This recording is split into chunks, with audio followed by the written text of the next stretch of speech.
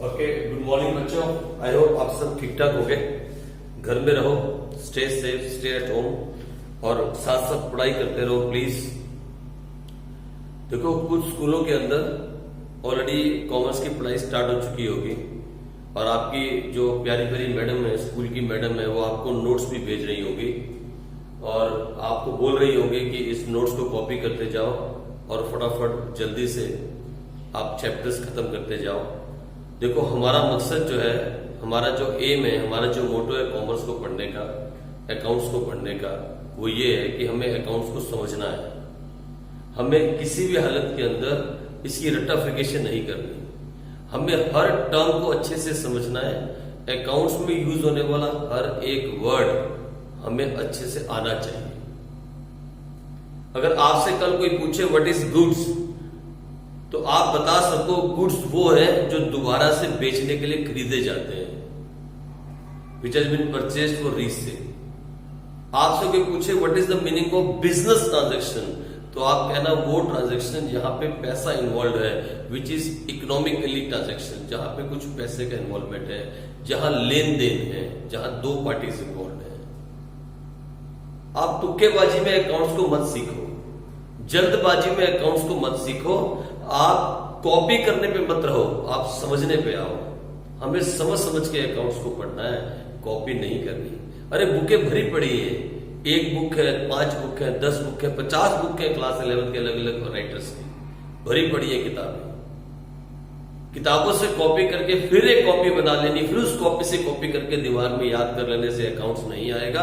Accounts आएगा अगर हर एक टर्म को आप समझ गए और अगर आपको अकाउंट्स पढ़ने में मजा आने लगा। मैं कल किसी बच्चे से बात कर रहा था, मैंने उससे पूछा आपके क्लास में क्या चल रहा है, तो उन्होंने मुझे बताया कि क्लास में फर्स्ट चैप्टर में मैडम ने हमें बताया कि what is accounting cycle. First chapter को स्टार्ट करने के बाद मैडम ने किया, उस स्कूल की मैडम ने व्हाट इज अकाउंटिंग साइकिल। मैंने पूछा बेटे what is the meaning of accounting, नहीं मालूम। Then how can you define accounting cycle? बस मैडम ने लिखवा दिया और आपने लिख लिया। ऐसे मत बनो, बात को समझो। मैं ये नहीं कहता कि मैडम की रिस्पेक्ट मत करो, अपनी मैडम की फुल रिस्पेक्ट करो, दिल से रिस्पेक्ट करो, लेकिन जब बात समझ में ना आए तो उस बात को डीपली जाके समझो।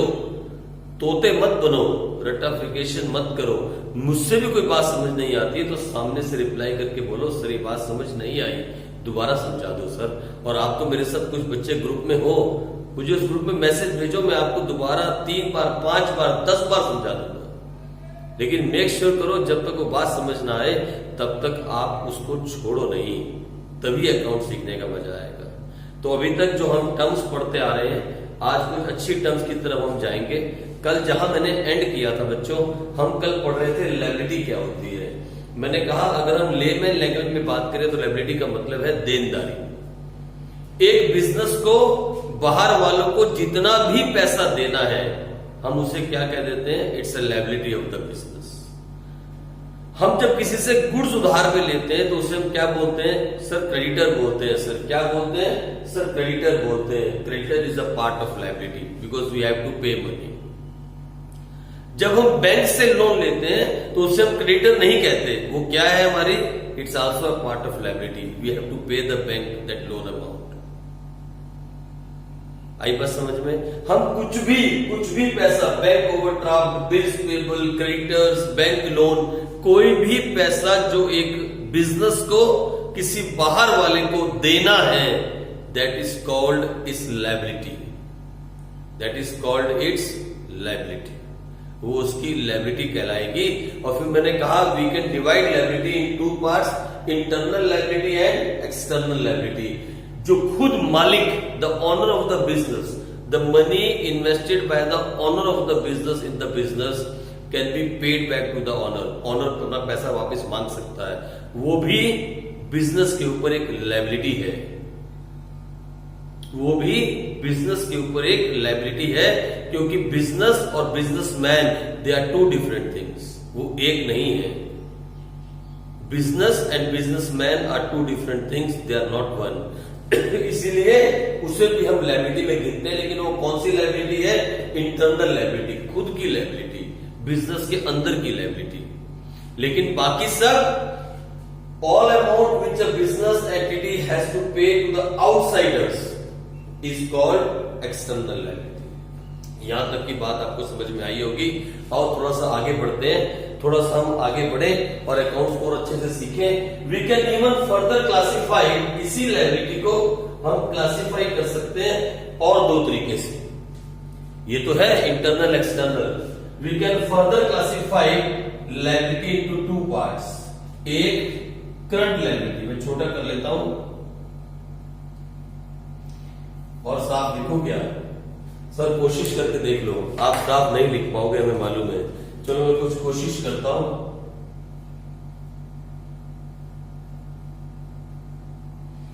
करंट लायबिलिटी,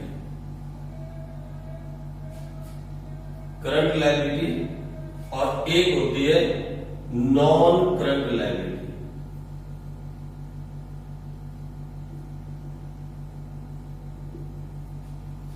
इसी लायबिलिटी को हम फर्दर क्लासिफाइड करते हैं करंट लायबिलिटी में, और एक होती है नॉन करंट लायबिलिटी। सर ये समझ नहीं आया सर, करंट लायबिलिटी क्या होती है? पहले लिख लो फिर मैं समझाता हूं करंट लायबिलिटी क्या होती है। आप मेरे साथ साथ लिखो, आ जाओ फटाफट जल्दी से लायबिलिटी को लिखते हैं और उसके बाद मैं फिर आपको साथ साथ समझाता हूं ये क्या होती है। तो डेफिनेशन लिखो फटाफट करंट लायबिलिटी की, जल्दी से लिखो आप क्या होती है करंट लायबिलिटी। दोज लायबिलिटीज, इसको हम ऐसे कर लेते हैं बीच में, those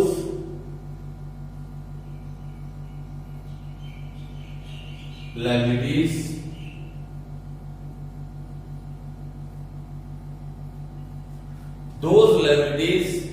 which are payable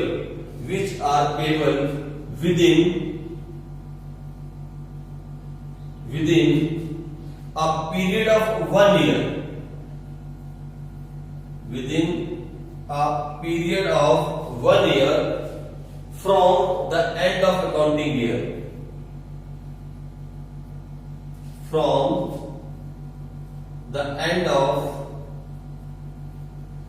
current accounting year is called current liability। Sir बिल्कुल समझ नहीं आया सर बिल्कुल समझ नहीं आया। आप लिख लो, मैं भी समझाता हूं, मैं आपको लाइव एग्जांपल देके समझाता हूं। ये हो गई करंट लायबिलिटीज और इसमें क्या लिखोगे? Those liabilities. आ जाओ मेरे साथ साथ जल्दी से। Those liabilities which are payable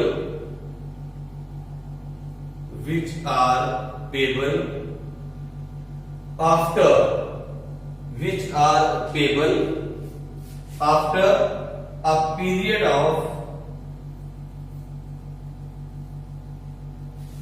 those liabilities which are payable after a period of 1 year from the end of current accounting year।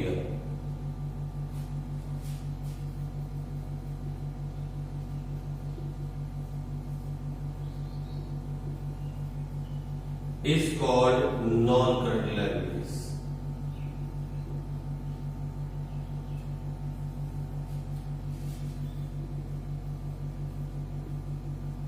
लो मैं सिखाता हूं आपको, मैं समझाता हूं, आप कहां कंफ्यूज हो रहे हो। Those liabilities which are payable within a period of 1 year. Sir ये 1 ईयर की बात समझ नहीं आई। एक साल के अंदर जिनको हमें पे करना है, बात समझ में आई? From the end of current accounting year. Sir ये अकाउंटिंग ईयर क्या होता है सर? और किसके एंड होने के बाद की आप बात कर रहे हो? सर हमें समझ नहीं आया, बिल्कुल समझ नहीं आया सर, नहीं समझ में आया। देखो सुनो मेरी बात गौर से, मैं समझाता हूं आपको। ये देखो गौर से समझना, एग्जाम्पल देकर समझाता हूं। ये होता है कंपनी का एक अकाउंटिंग ईयर, ये होता है कंपनी का एक अकाउंटिंग ईयर। अभी क्या चल रहा है? 2020। 1 अप्रैल 2020 से स्टार्ट होके ये जाएगा कहां तक? 31 मार्च 2021। इसे हम कहते हैं कंपनी का अकाउंटिंग ईयर, इसे हम फाइनेंशियल ईयर भी कहते हैं। ये एक कंपनी का अकाउंटिंग ईयर होता है या कंपनी का फाइनेंशियल ईयर होता है।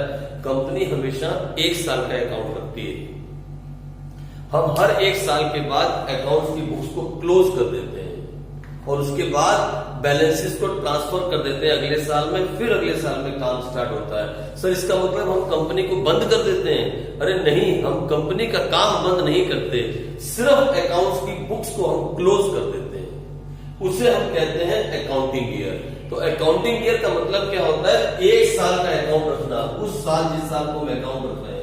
और करंट अकाउंटिंग ईयर मतलब मान लो हमारा बिजनेस का ये वाला साल जो भी चल रहा है, ये कौन सा साल हो जाएगा? Current accounting year. This is the current accounting year for our business. कौन सा बिजनेस था हमारा? सर वो था एक हमारा किराना स्टोर, सिंह किराना स्टोर करके। हाँ, ये उसका करंट अकाउंटिंग ईयर चल रहा है। कौन सा साल चल रहा है? Current accounting year. इस बिजनेस के चलते हुए इस बिजनेस के अंदर जो भी पेमेंट्स मैं करूंगा, जो भी रिसीट्स मैं करूंगा, वो उसके एक्सपेंस और रिसीट्स हो जाएंगे। लेकिन जब ये साल खत्म हो गया और मुझे अभी भी कुछ लोगों को पैसा देना है, मुझे अभी भी कुछ लोगों को पैसा देना है, तो इसके एक साल के अंदर 31 मार्च 2022 के अंदर विद इन 1 ईयर, यानी साल खत्म होने के विद इन 1 ईयर में जिस लायबिलिटी को मुझे पे करना है उसे हम कहते हैं करंट लायबिलिटी। अब समझो मेरी बात दोबारा से, those liabilities which are payable, जिन्हें हमें पे करना है within a period of 1 year. ये रहा period of 1 year, within a period of 1 year from the end of current accounting year, यानी इस एक साल के अंदर अंदर जिस मुझे पे करना है विद इन दिस 1 ईयर। एक करंट ईयर के खत्म होने के बाद, करंट अकाउंटिंग ईयर के खत्म होने के बाद अगले एक साल में जिस लायबिलिटी को मुझे पे करना है उसे हम करंट लायबिलिटी कहते हैं। सर एग्जांपल दो ना, कोई एग्जांपल, जैसे क्रेडिटर, जैसे बिल्स पेबल। मान लो मैंने अपने बिजनेस के लिए, अपने सिंह करियाना स्टोर के लिए मान लो मैंने आपसे यहां पे फर्स्ट ऑफ मार्च को कुछ माल परचेज किया। मान लो कौन सी तारीख को? 1 ऑफ मार्च को मैंने आपसे कुछ परचेज किया, उधार में परचेज किया। I have purchase the goods from you on 1 मार्च। आप मेरे क्या हो गए? सर क्रेडिटर, क्योंकि आपने हमारा पैसा देना है। आप मेरे क्या हो गए? Sir creditor. क्या मैं आपका पैसा अगले एक साल में अगर नहीं दूंगा तो तुम मुझे छोड़ दोगे? नहीं सर, मार देंगे आपको सर, हम पीटेंगे आपको सर। आप पैसा कैसे नहीं दोगे? आप एक साल तक मेरा पैसा नहीं दोगे तो मेरा बिजनेस फ्लॉप हो जाएगा सर, हमारा बिजनेस बंद हो जाएगा सर। तो इस एक साल के अंदर अंदर मुझे आपका पैसा देना है। हो सकता है 1 महीने में देना हो सकता है 2 महीने में देना हो सकता है मैक्सिमम 3 महीने में देना हो, मैक्सिमम 4 महीने में देना हो। उससे ज्यादा तो आप मुझे उधार नहीं दे सकते। तो आप मेरी कौन सी लायबिलिटी बन गए? आप मेरी करंट लायबिलिटी बने। कौन सी लायबिलिटी हो गए? करंट लायबिलिटी हो गए। कौन सी लायबिलिटी हो गए? Current liability. यानी अकाउंटिंग ईयर खत्म होने के बाद अगले एक साल के अंदर अंदर जो पेमेंट्स मुझे करनी है वो मेरी करंट लायबिलिटी है। फिर सुनो, अकाउंटिंग ईयर या फाइनेंशियल ईयर, सर हमारा जो स्कूल है ना सर, वो भी ऐसे ही चलता है। 1 अप्रैल को शुरू होता है और 31 मार्च को एंड हो जाता है। तो हमारा भी ये अकाउंटिंग ईयर ही हुआ। हाँ, 1 साल। देखो ना, आपका अपने 1 साल के बाद रिजल्ट आता है, ऐसे ही कंपनियां भी 1 साल के बाद रिजल्ट निकालती हैं कि कंपनी ने प्रॉफिट कमाया या कंपनी ने लॉस किया, कंपनी ने किसका देना है, कंपनी ने किससे लेना है। 1 साल के बाद कंपनी अपने पूरे अकाउंट्स को बंद करती है और उसे मैनेज करती है, अकाउंटिंग करती है। सर इसका मतलब पूरे साल हम कोई एंट्री नहीं करते, कुछ नहीं करते अकाउंट्स में? नहीं बेटे, पूरे साल हम रिकॉर्डिंग करते हैं, पोस्टिंग करते हैं, समराइजिंग करते हैं और साल के लास्ट में, साल खत्म होने के बाद हम उसका रिजल्ट निकालते हैं, इंटरप्रेटिंग करते हैं। ये सारे आप डेफिनेशन में पढ़ोगे। तो अब सुनो मेरी बात गौर से। करंट लायबिलिटी, मेरे बिजनेस की करंट लायबिलिटी कौन है? जिसको मुझे अकाउंटिंग ईयर खत्म होने के बाद अगले 1 साल के अंदर अंदर पेमेंट करनी है। Those are my current liabilities. मेरे बिजनेस की करंट लायबिलिटीज हैं जिनकी मुझे आने वाले 1 साल के अंदर, कौन सा 1 साल, जो करंट अकाउंटिंग ईयर चल रहा है उसके अगले वाला 1 साल, उसके अगले वाला 1 साल, उसके अंदर अंदर पेमेंट करनी है, वो मेरी क्या कहलाएंगी, करंट लायबिलिटीज। सर ये कौन सी लायबिलिटीज है sir, non current, those liabilities which are payable after a period of 1 year from the end of accounting year, जिन्हें मैं आगे भी पे कर सकता हूं। फॉर एग्जाम्पल ये देखो, मैं फिर सेम एग्जाम्पल लेता हूं, सेम एग्जाम्पल, ये मेरा अकाउंटिंग ईयर है, करंट ईयर है 1 अप्रैल 2020 और ये खत्म हुआ 31 मार्च 2021। 1 साल का पीरियड होता है, 12 महीने का। सर ये जरूरी है कि 1 अप्रैल से ही पीरियड स्टार्ट हो और 31 मार्च को खत्म हो? नहीं बेटे, आप जनवरी से लेकर दिसंबर तक भी अकाउंटिंग ईयर लेके चल सकते हो, उसे कैलेंडर ईयर बोलते हैं, when we go as per the calendar.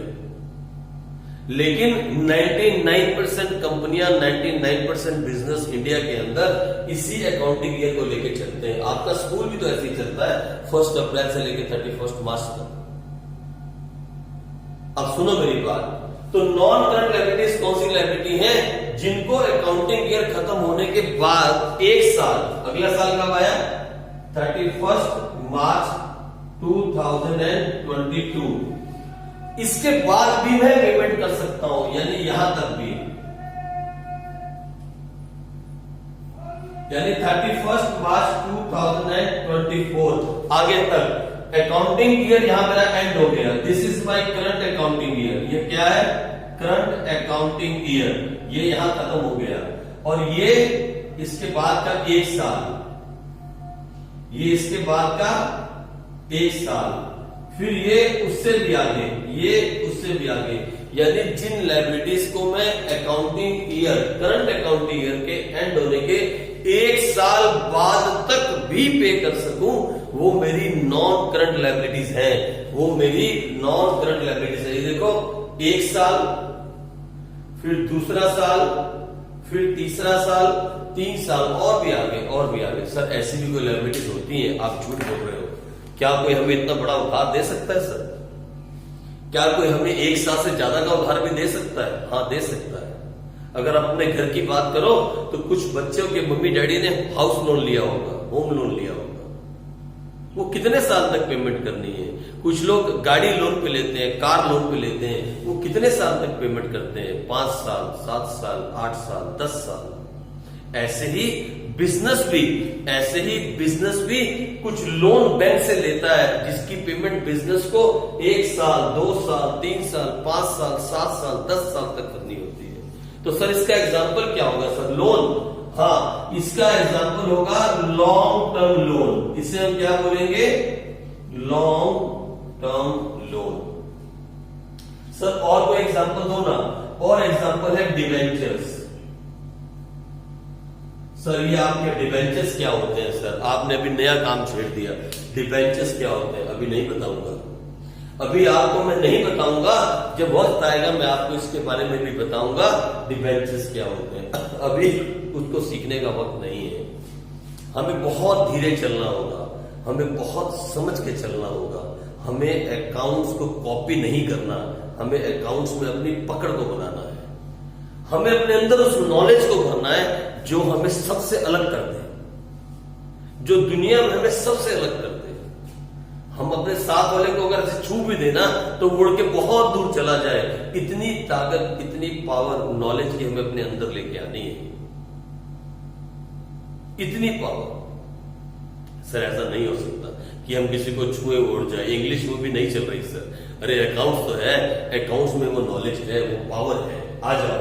तो ये हो गया करंट लायबिलिटी और नॉन करंट लायबिलिटी। लायबिलिटी को हमने 4 तरह से बांटा, एक एक्सटर्नल लायबिलिटी और इंटरनल लायबिलिटी, दूसरी current liability and non current liability. अब धीरे धीरे हम उस तरफ बढ़ रहे हैं जिस तरफ हमें जाना चाहिए। अब धीरे धीरे हम सेकंड चैप्टर को एंड करने की तरफ बढ़ रहे हैं, धीरे धीरे हम उस तरफ को जा रहे हैं। आओ आगे चले, इसके आगे चलते हैं, नेक्स्ट चले। नेक्स्ट टॉपिक जो मैं आपको करवाने वाला हूं, नेक्स्ट जो हम टर्म करने वाले हैं, उस टर्म का नाम है एक्सपेंडिचर। क्या नाम है? सर एक्सपेंडिचर, सर एक्सपेंडिचर नहीं, सिर्फ एक्सपेंडिचर, उसको क्या बोलते हैं? एक्सपेंडिचर। एक्सपेंडिचर क्या होता है सर? एक्सपेंडिचर, ये देखो, लिखो मेरे साथ,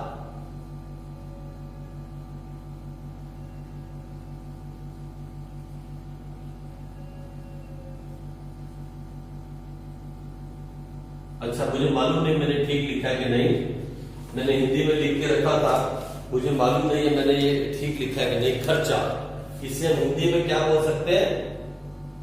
खर्चा। पता है आप जब कभी भी घर से बाहर निकलते हो ना, एक कदम नहीं चल सकते आप बिना पैसा खर्च किए। स्कूटर स्टार्ट करते हो, खर्चा स्टार्ट, स्कूटर डेप्रिशिएट भी हो रहा है, स्कूटर में फ्यूल भी लग रहा है। आपने बाइक स्टार्ट की तो बाइक डेप्रिशिएट भी होती है, बाइक में फ्यूल लगता है, आप टाइम भी लगाते हो, बाजार जाते हो तो फिर कुछ खर्चा करते हो, फिर सामान खरीदने के लिए खर्चा करते हो।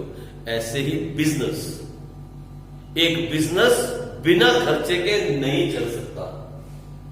अब business can not work without expense, without the expenditure. और ये एक्सपेंडिचर कितने तरह का होता है? सर ये एक्सपेंडिचर 3 तरह का होता है। ये एक्सपेंडिचर 3 तरह का होता है। एक रेवेन्यू एक्सपेंडिचर,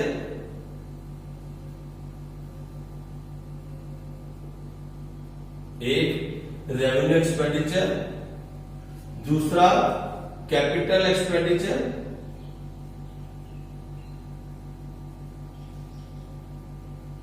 और तीसरा डेफर्ड रेवेन्यू एक्सपेंडिचर।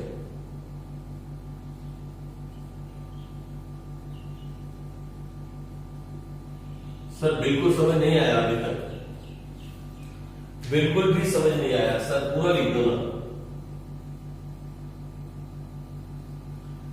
ये जो टर्म्स मैं आपको समझा रहा हूं, अगर आप समझ गए ना, जिंदगी आसान हो जाएगी आपकी अकाउंट्स के अंदर। आपकी लाइफ जो है ना वो बहुत इजी हो जाएगी अगर आप टर्म्स को समझ गए। हाँ, रट्टाफिकेशन करोगे तो बुक से भी कर सकते हो, समझने की बात है आप कितना इसको समझ पाते हो। कोई भी टीचर इन चीजों के ऊपर इतना टाइम वेस्ट नहीं करता। किसी भी टीचर को नहीं पड़ी कि आप कल जाके सीए करो, उन्हें तो बस आपको 11th क्लास को पास करवाना है और आगे निकाल देना है। मैक्सिमम से मैक्सिमम 12th क्लास तक आपका साथ रहेगा। मैं चाहता हूं कि मेरे पास पढ़ने वाला हर बच्चा बाद में सीए करे, सीएमए करे, एमबीए करे, बड़े बड़े इंस्टीट्यूट में जाए, बड़े बड़ी यूनिवर्सिटीज में जाए, बीकॉम भी करे। इसीलिए अच्छी नॉलेज, डीप नॉलेज बहुत जरूरी है। आप समझते हैं बात को सर, आप टाइम बहुत वेस्ट करते हो सर। नहीं, मैं आपको समझाता हूं भी हूं साथ साथ। ये लोग सबसे पहले एक्सपेंडिचर क्या होता है?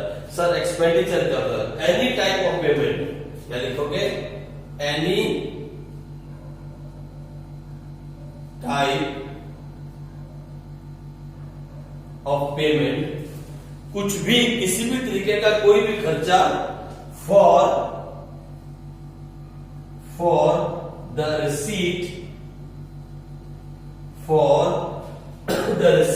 of a benefit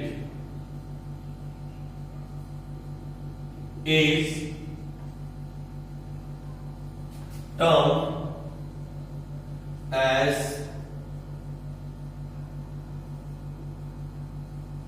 expenditure.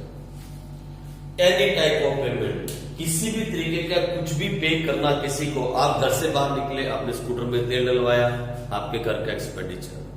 आपने सब्जी ली, एक्सपेंडिचर। आपने घर वहां जाके अपना फोन रिचार्ज करवाया, एक्सपेंडिचर। आपने दो रजिस्टर्स खरीदे, बुक खरीदी, नोटबुक परचेज की, एक्सपेंडिचर। आपने पेन पेंसिल ली, एक्सपेंडिचर। आप वापसी में आते हुए, घर में आते हुए रास्ते में आपने एक आइसक्रीम खा ली, एक्सपेंडिचर। कुछ भी, any type of payment for the receipt of a benefit is termed as expenditure. कुछ पाने के लिए जो आपने खर्चा किया, दैट इज एन एक्सपेंडिचर। ऐसे ही एक बिजनेस के लिए any type of payment for the receipt of a benefit, ये पी साइलेंट रहता है, receipt of a benefit is termed as expenditure. पता है क्या होता है? सुनो, मैं आपको समझाता हूं थोड़ा सा। थोड़ा सा आपको समझना पड़ेगा। आपने कभी अपने घर में भी अगर नोट किया हो, अगर घर में भी आपने नोट किया हो, कभी आपने पिज्जा मंगवाया होगा। पिज्जा तो आप खाते ही होंगे और मुझे पूरा यकीन है कि आप में सब बच्चों ने पिज्जा खाया होगा। कभी आपने पिज्जा मंगवाया है डोमिनोज से या पिज्जा हट से?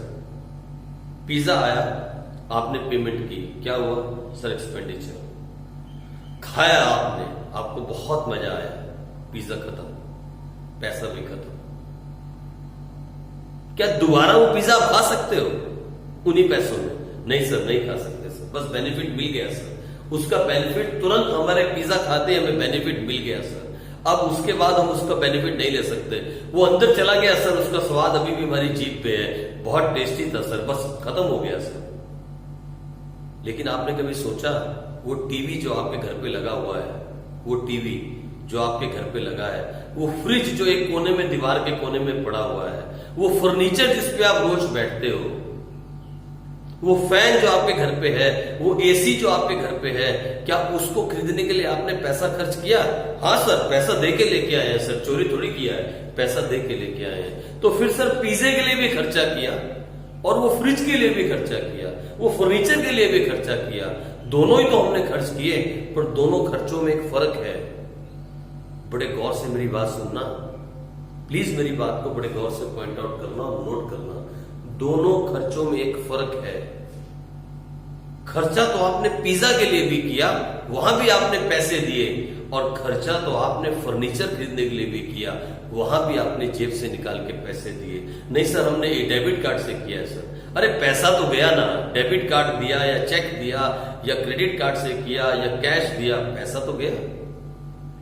हाँ सर, हाँ समझ में आ गया, दोनों में हमने पैसा दिया, दोनों में आपने पैसे दिए, लेकिन दोनों तरह के एक्सपेंस के अंदर, एक्सपेंडिचर के अंदर एक डिफरेंस है। एक का बेनिफिट तो आपको तुरंत मिल गया जैसे आपने पिज्जा खाया और खत्म, और एक का बेनिफिट आपको कई सालों तक मिलता रहेगा। जब तक वो फर्नीचर आपके घर में रहेगा, आप उछल उछल के उसमें बैठते रहोगे और बेनिफिट लेते रहोगे। जब तक वो एसी काम करता रहेगा, तब तक उससे ठंडक आपको मिलती रहेगी, उसका बेनिफिट आप लेते रहोगे। जब तक वो फैन चलता रहेगा, उसका बेनिफिट आपको मिलता रहेगा, सालों साल उसका बेनिफिट आपको मिलता रहेगा। और दोनों खर्चों में फर्क हो गया, एक का बेनिफिट उसी वक्त मिल गया और एक का बेनिफिट हमें अगले कई सालों तक मिला। तो जिस खर्चे का बेनिफिट हमें करंट ईयर में मिल जाए, उसी साल में मिल जाए, उसे हम कहते हैं रेवेन्यू एक्सपेंडिचर। और जिस खर्चे का बेनिफिट हमें आने वाले कई साल तक मिले, आने वाले कई साल तक मिले, उसे हम कहते हैं कैपिटल एक्सपेंडिचर। सर फिर ये क्या होता है, इसके बारे में बाद में बात करते हैं, पहले इन दोनों के बारे में अच्छे से समझ लो। समझे आप मेरी बात, मैंने क्या समझाया? क्या आप मेरी बात समझे, मैंने क्या समझाया? मैंने कहा वो खर्चा जिसका बेनिफिट आपको तुरंत उसी करंट ईयर में मिल गया, जैसे ही आपने खाया, आहा स्वाद आ गया, गोलगप्पे की प्लेट खाई, बस उसी वक्त पे पैसा खर्च किया, गोलगप्पे पेट के अंदर चले गए, स्वाद आ गया और आप चल दिए पेट पे हाथ मार के, मिल गया बेनिफिट। लेकिन वो कैलकुलेटर जो आपने परचेज किया था बाजार से आते हुए, उस कैलकुलेटर को आने वाले 3-4 साल तक आप यूज करने वाले हो। खर्चा तो आपने कैलकुलेटर लेते हुए भी किया और खर्चा तो आपने गोलगप्पे खाते हुए भी किया, दोनों जगह पे आपने खर्चा किया, लेकिन दोनों खर्चों में फर्क है। एक का बेनिफिट आपको उसी टाइम मिल गया और एक का बेनिफिट आपको आने वाले कई साल तक मिलेगा। तो वो खर्चा जिसका बेनिफिट हमें करंट ईयर में मिल जाए, उसे हम कहते हैं रेवेन्यू एक्सपेंडिचर। और जिसका बेनिफिट हमें आने वाले कई सालों तक मिलता रहे, उसे हम कहते हैं कैपिटल एक्सपेंडिचर। और इसी कैपिटल एक्सपेंडिचर को हम आगे चल के क्या बोल देते हैं? असेट्स। क्या बोलते हैं? असेट्स। इन्हीं कैपिटल एक्सपेंडिचर को आगे चल के हम क्या बोलते हैं? असेट्स। सर समझ नहीं आया, आप लिखवा दो तो हम पढ़ के देखेंगे। और मैं लिखवा दूं क्या होता है ये रेवेन्यू एक्सपेंडिचर और क्या होता है ये हमारे पास कैपिटल एक्सपेंडिचर। लिखो, it is an expenditure, it is an expenditure incurred INCURRED, incurred का मतलब होता है करना। It is an expenditure incurred, comma, the benefit of which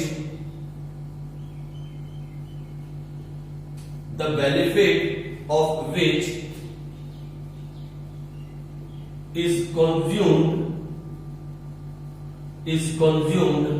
within the current accounting year. Within the current accounting year. It is an expenditure incurred, comma, the benefit of which is consumed within the current accounting year. Is called revenue expenditure. Is called revenue expenditure. अब लिख लो आगे.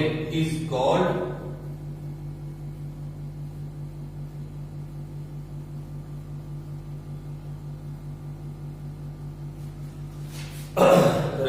Revenue expenditure. बोल के ना आप लोगों के साथ गले में दर्द हो जाती है, बहुत ऊंचा बोलना पड़ता है क्योंकि मेरे पास अभी वो माइक नहीं है ना, तो बहुत ऊंचा बोल के आपको मुझे पढ़ाना पड़ता है। आ जाओ आगे चले, फिर इसी में आगे लिखे such expenditure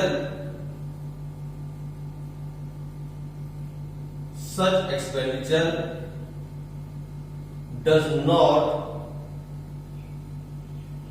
increase the earning capacity of business.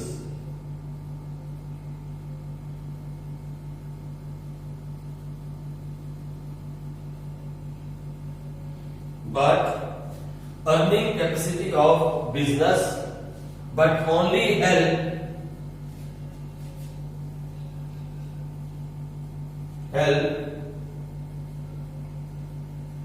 to maintain the existing capacity. To maintain the existing earning capacity कर लो।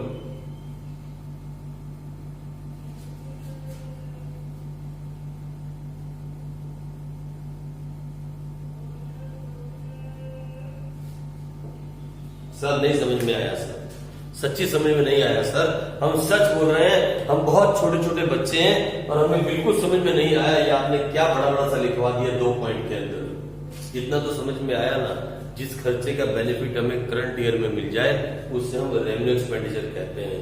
और इन खर्चों को करने से बिजनेस की अर्निंग कैपेसिटी नहीं बढ़ती, बस बिजनेस की जो कैपेसिटी है, अर्निंग कैपेसिटी, वो मेंटेन होती है।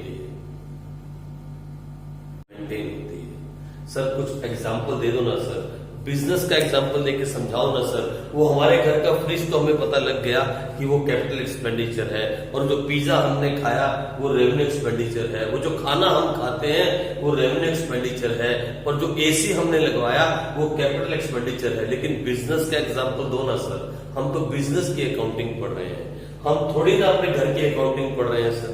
आप हमें पिज्जा और एसी का एग्जाम्पल दे रहे हो, आओ मैं आपको बिजनेस के एग्जाम्पल से समझाने की कोशिश करूं, और यहीं पे मैं आज एंड कर दूंगा, क्योंकि मैं चाहता हूं आपके दिमाग पे वजन ना जाए। बस यहीं तक अपने घर वालों से बात करना स्टार्ट करना। रेवेन्यू एक्सपेंडिचर का मैं एग्जाम्पल आपको देने की कोशिश करता हूं। ये देखो, मैं इसको यहां पे एग्जाम्पल के लिए एक्सटेंड करता हूं।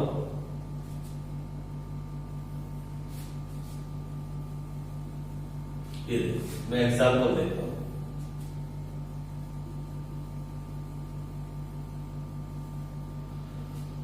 एक एग्जाम्पल मैं आपको समझाने की कोशिश करता हूं। क्या एग्जाम्पल लूं मैं? मान लो ये आपका बिजनेस है,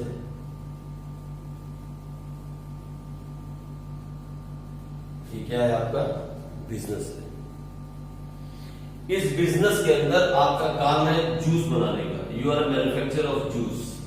आप जूस मैन्युफैक्चर करते हो, आप फ्रूट जूस बनाते हो, और आपके पास लोग काम करते हैं, 5 वर्कर काम करते हैं। 5 वर्कर्स। कितने वर्कर काम करते हैं? 5 वर्कर काम करते हैं, और इन्हें आप क्या देते हो? सैलरी देते हो। क्या देते हो इन्हें? आप सैलरी देते हो सर, तनख्वाह देते हैं। तो सैलरी जब आप वर्कर को देते हो, कब देते हो सर? वो पूरा महीना हमारे लिए काम करता है और उस महीने के आखिरी दिन हम उसको सैलरी दे देते हैं। आपने बेनिफिट ले लिया उसका, हाँ सर, उसकी पूरे महीने हमने उसकी अच्छी तरह से उसका बेनिफिट लिया, उसके काम को हमने देखा, उसने हमारे लिए काम किया सर, और महीने के बाद हमने उसको पैसे दे दिए, हम उसका बेनिफिट ले चुके सर। तो सैलरी क्या है सर? Revenue expenditure. अब आपने एक वर्कर बढ़ा दिया, कितने वर्कर हो गए सर? 6 वर्कर। मुझे बताओ, एक वर्कर के बढ़ने से क्या कंपनी की अर्निंग कैपेसिटी बढ़ेगी? क्या कंपनी ज्यादा कमा पाएगी? क्या कंपनी ज्यादा कमा पाएगी?